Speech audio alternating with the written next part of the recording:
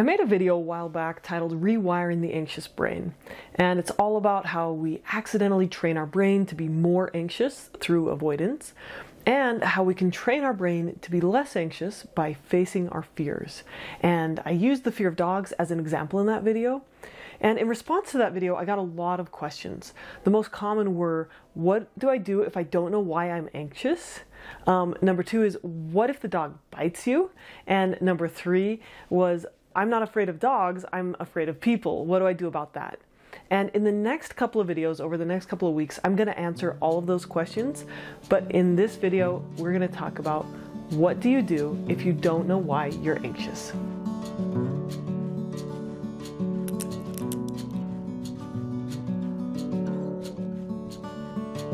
So let's troubleshoot that together.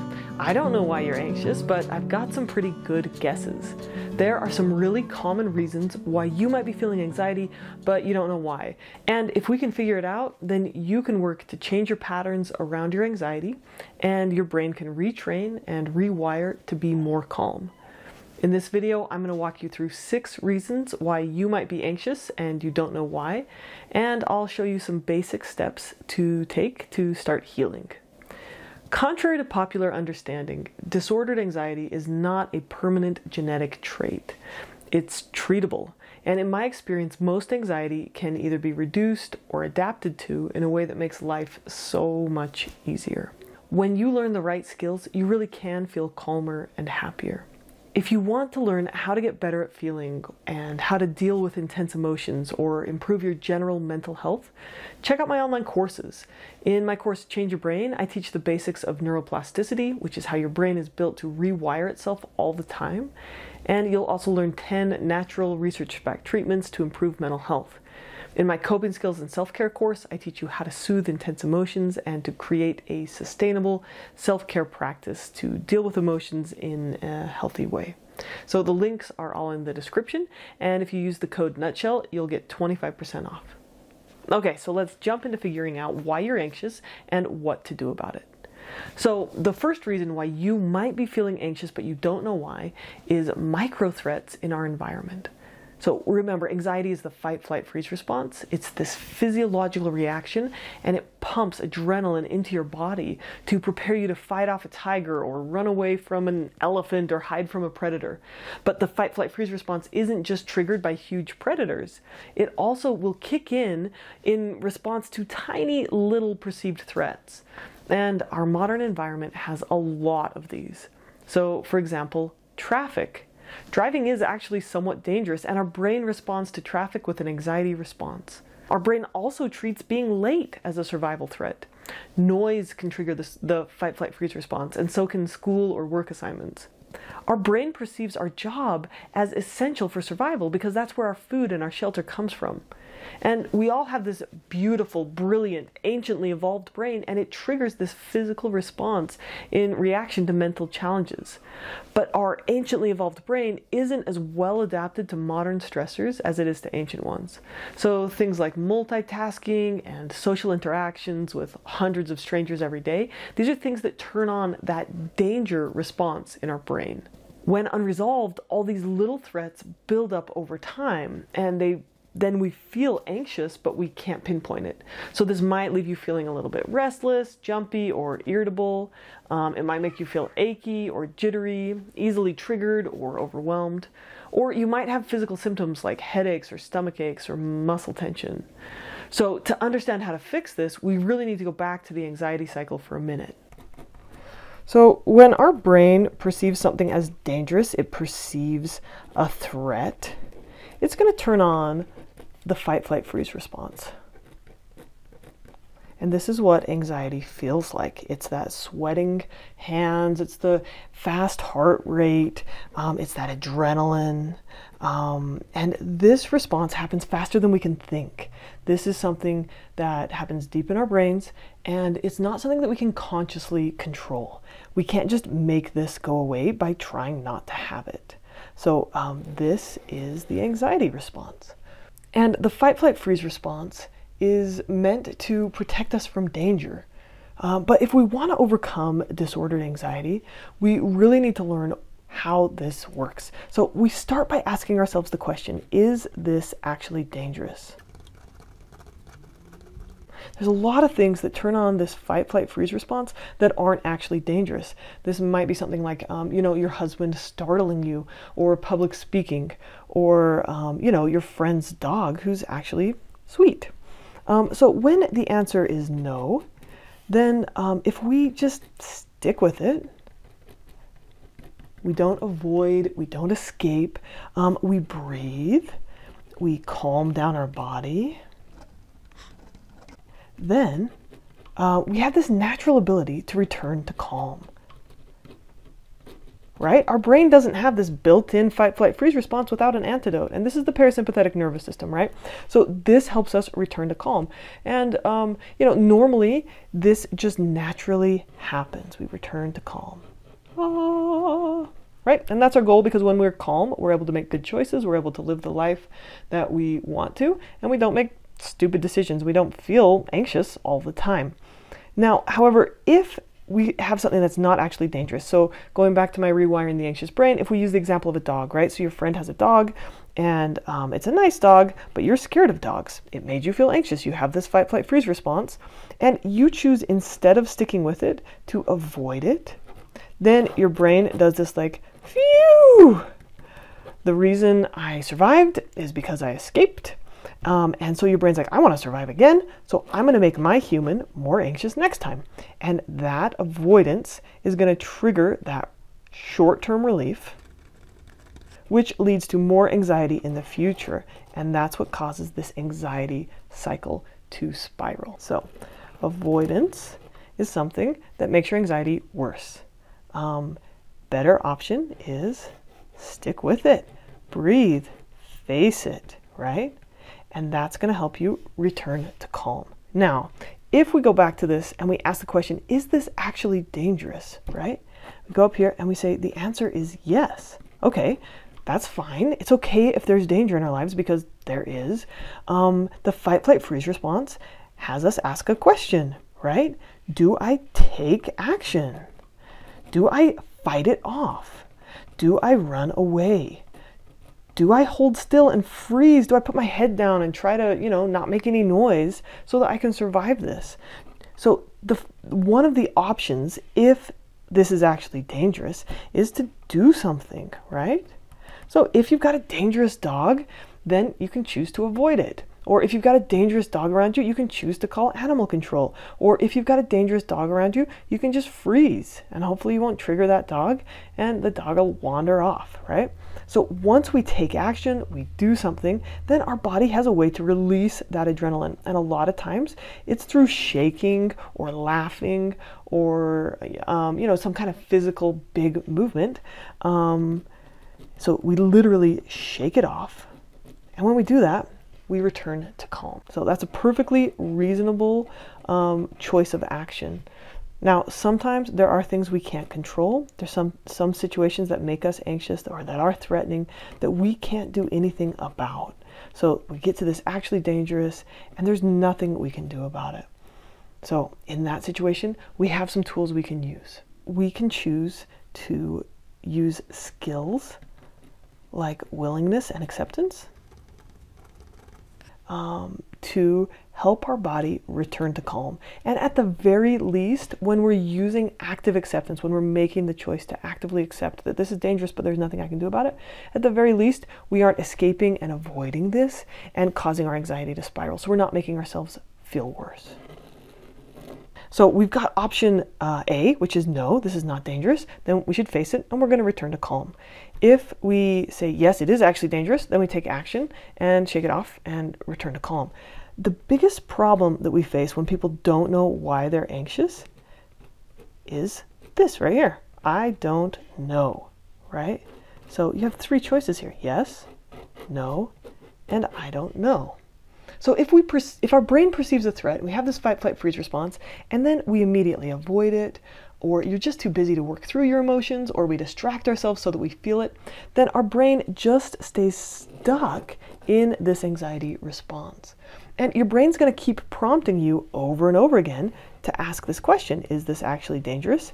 And if you go to the I don't know place, then it's like, well, I guess I'll make my human ask that question again, and we'll bring on that fight, flight, freeze response over and over again, because this is just your brain trying to get you to answer this question. Is this actually dangerous? Should I do something about it? Should I accept it, or should I face it?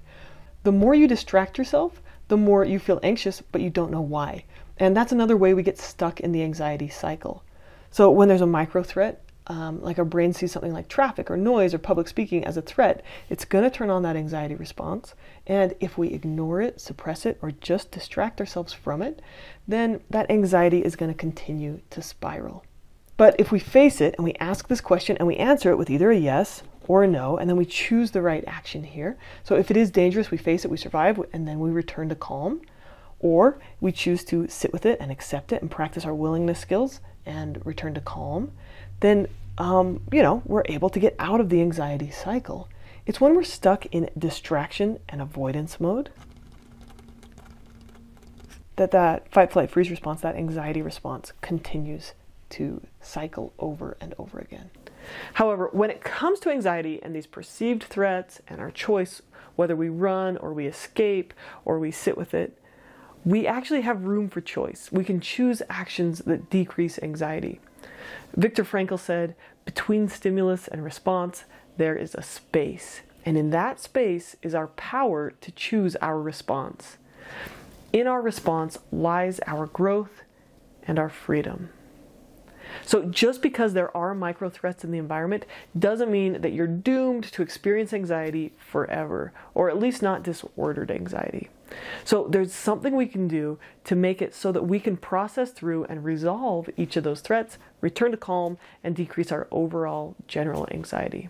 And there's a reason why a lot of people right now are feeling more anxiety than in the past. And that's reason number 2. So this is the second and most common reason why people feel anxious, but they don't know why. And it's because they're habitually avoidant. We are just too good at escaping. When you feel anxious and you immediately try to make it go away, this is what keeps you stuck in anxiety mode. So this looks like trying not to think about it. It looks like trying to feel happy all the time. It looks like keeping busy. You might watch too much TV or spend too much time on social media, or you might eat something to make you feel better. So anything that you do to make that feeling go away or to distract yourself from that anxiety, it's going to keep you stuck in avoidance mode, and that's what keeps you stuck in anxiety. Carl Jung said, what we resist persists. Embrace it and it will resolve. So check yourself right now. What are your distraction techniques? Are you watching this video to make your anxiety go away? Now, I will help you, but it's not through avoidance, but through learning to face it. So distraction is causing so many people to have anxiety get trapped in their system. Instead of distraction, listen to your anxiety and see what it has to teach you. Pay attention to your physical sensations. Notice your thoughts without needing to believe them. Anxiety is just a warning bell. It's supposed to motivate us to action. It's supposed to help us resolve threats. But if we're chronically avoidant, if we're over busy or over numb, or we have these habitual thinking patterns that prevent us from resolving a problem, then we're going to be unable to process through that micro threat and resolve it and return to calm. Sometimes anxiety is a sign that something needs to change. Sometimes it's a sign that you just need to lean into your experience. When we switch from distraction and not knowing to exploring our anxiety, we give ourselves more power to solve our problems and therefore reduce our anxiety. So I want everyone to know that your brain and your body have this natural ability to heal. And we can do that by directly facing our problems. And we can also do that by letting our brain bring those problems from the back of our mind to the front of our mind in quiet moments. And our brain is naturally going to work through them. But the reason a lot of people get stuck in anxiety is because they keep themselves busy all the time. And that might keep you from feeling anxious in the short term, but in the long run, it's going to make you more anxious. So many people with anxiety, they don't realize that they're doing this. But a sign that you might be doing this is if when you sit down, if you take 5 minutes and you do nothing, if that makes you feel worse. So if doing nothing or slowing down makes you feel more anxious, then distraction is probably one of the contributing factors to your anxiety. People keep themselves busy, they distract themselves, but all those pressing worries don't go away. They stay there. And because anxiety serves a function, your brain's not just going to let you avoid it. So those worries and those sensations that you've been avoiding, they keep popping up in all the quiet moments, especially in times like when you're trying to go to sleep or when you're trying to relax. Another situation that might happen for some people is they're so good at kind of suppressing or distracting themselves from those anxiety messages that your brain has to basically bring your anxiety to a shouting level to get you to listen. And that's going to look like a panic attack. Okay, so what's the solution? When distraction is causing you to feel anxious, you're not going to know what's causing it. If you want to resolve your anxiety, instead of speeding up, you've got to slow down. So Dieter Uchtdorf, who was an airline pilot, he shares the analogy of an airplane going through turbulence. And when you're going through something bumpy or rough or uncomfortable, the tendency is to get over with it as fast as possible, to get out of that uncomfortable bouncing and bumping. But if the airplane pilot speeds up, it makes the bouncing and bumping worse, and people actually might get injured on the plane bouncing around. If instead of speeding up, the pilot slows down, then they can roll through that storm much more gently and safely and get to their destination in one piece. So I'm going to encourage you to start a new habit. When you notice yourself feeling anxious, instead of jumping to mindless distraction or avoidance, instead of looking to your phone or some other device, just take a minute to write about it. Write about what you're feeling and what's going on for you. You could write about this in a notebook. You could use your phone, but be really careful because phones are really impressive distractions. And whatever you do though, where you choose to write about it, you sit with your feelings and you take the time to process your thoughts. So notice and name what you're going through and then clarify, am I actually in danger? Is there some action to take? Or you can ask the question, is this a time to let things go, to accept and to practice coping or grounding or relaxation techniques? Another thing you can do to get a little bit more awareness of where this anxiety is coming from is you can use an app to track your mood. Maybe your anxiety tends to happen on Sunday nights, like right before a big week, you start thinking about everything that's going on and worrying about, the upcoming tasks you have that week. Or your anxiety might come up the week before your period. Or it might come up when you've taken on too much at work or you aren't getting enough sleep. So if you take the time to write down what's going on and track it, you might start to notice patterns and find out what really is causing your anxiety. So if you don't know why you're feeling anxious, stop trying to escape, because avoidance makes your brain more anxious. Turn off your distractions, go for a quiet walk rather than watching another show. For heaven's sake, sit on the toilet without staring at your phone. Replace scrolling through your phone with intentionally writing about your anxiety. It's gonna feel more uncomfortable in the short run. I can almost guarantee that. But it will actually reduce your anxiety over time. You're gonna get better at feeling. And your anxiety is not gonna bother you so much. Okay, so honestly, I thought I could make this into one video, but it's getting too long. So I'm gonna go into the next 4 reasons of why you might be anxious, but you don't know why, in the next video. It's gonna be called Rewiring the Anxious Brain Part 4. And I'm gonna talk about thinking patterns that you don't even know that you're doing that might be making you anxious. And I'm gonna talk about another really positive reason why you might be feeling anxious and you don't know why. But I've got to save that for the next video, so check out part 4, where we're going to talk about general anxiety disorder. Hopefully this video is coming out in a couple of days. So check out the link, and thank you for watching, and take care.